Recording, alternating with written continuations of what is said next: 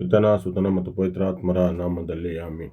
ದೇವರ ಪರಿಶುದ್ಧವಾದ ನಾಮಕ್ಕೆ ಸ್ತೋತ್ರವಾಗಲಿ. ಬೆಳಗಿನ ಜಾವದಲ್ಲಿ ದೇವರು ಒಂದು ವಾಕ್ಯವನ್ನು ಓದಲು ನಮಗೆ ಸೌಭಾಗ್ಯವನ್ನು ಕೊಟ್ಟಿದ್ದಕ್ಕಾಗಿ ದೇವರಿಗೆ ಸ್ತೋತ್ರವನ್ನು ಸಲ್ಲಿಸೋಣ. ದೇವರು ಅನೇಕ ಬಾರಿ ದೇವರ ವಾಕ್ಯದ ಮುಖಾಂತರ ನಮ್ಮಲ್ಲಿ ಮಾತನಾಡುತ್ತಾರೆ ಎಂಬುದಾಗಿ ನಾನು ಯಾವಾಗಲೂ ಹೇಳುತ್ತೇನೆ. ಆದರೆ ದೇವರು ಪ್ರತಿ ಕ್ಷಣವೂ ನಮ್ಮಲ್ಲಿ ಮಾತನಾಡುತ್ತಾರೆ. ದೇವರ ವಾಕ್ಯವನ್ನು ತೆರೆದಾಗ ನಮಗೆ ಆ ವಾಕ್ಯ ದೇವರು ಅರಿವುಗೊಳಿಸುತ್ತಾರೆ. ಪವಿತ್ರಾತ್ಮರ ಮುಖಾಂತರ ದೇವರ ವಾಕ್ಯದ ಮುಖಾಂತರ ನಮ್ಮಲ್ಲಿ ಮಾತನಾಡುತ್ತಿದ್ದಾರೆ ಎಂಬುದಾಗಿ ಪ್ರತಿ ಕ್ಷಣವೂ ನಾವು ತಿಳಿದುಕೊಳ್ಳಬೇಕು. ಇದನ್ನು ನಾನು ಆಯ್ದುಕೊಂಡಂಥ ವಚನ ಭಾಗ ಮತ್ತಾಯನು ಬರೆದ ಸುವಾರ್ತೆ 25ನೇ ಅಧ್ಯಾಯ 40ನೇ ವಚನವಾಗಿದೆ.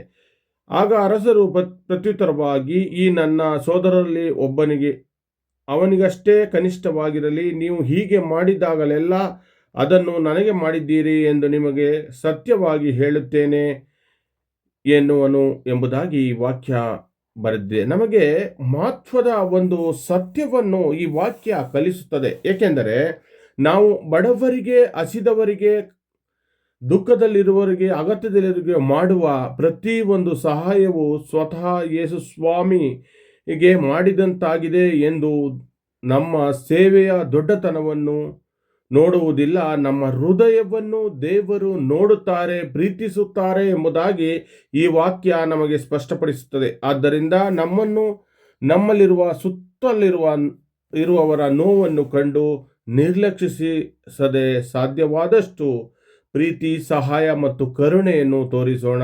ದೇವರು ನಾವು ಒಂದು ಚಿಕ್ಕ ಅವನಿಗೆ ಮಾಡಿದ ಪ್ರೀತಿ ಕಾರ್ಯವನ್ನು ದೇವರ ದೃಷ್ಟಿಯಲ್ಲಿ ಅಮೂಲ್ಯವಾಗಿದೆ ಎಂಬುದಾಗಿ ನಾವು ತಿಳಿದುಕೊಳ್ಳಬೇಕು. ಇದು ಈ ದಿನ ದೇವರು ನಮಗೆ ಕೊಡುವಂಥದ್ದಾಗಿದೆ ಎಂಬುದಾಗಿ ತಿಳಿದುಕೊಳ್ಳಬೇಕು. ಇಂದು ನಾವು ಮಾಡುವ ಪ್ರತಿ ಒಂದು ಒಳ್ಳೆಯ ಕಾರ್ಯದಲ್ಲಿ ಯೇಸು ಸ್ವಾಮಿಗೆ ಮಾಡಿದ ಸೇವೆ ಅದರಲ್ಲಿದೆ ಎಂಬುದಾಗಿ ನಾವು ತಿಳಿದುಕೊಳ್ಳೋಣ.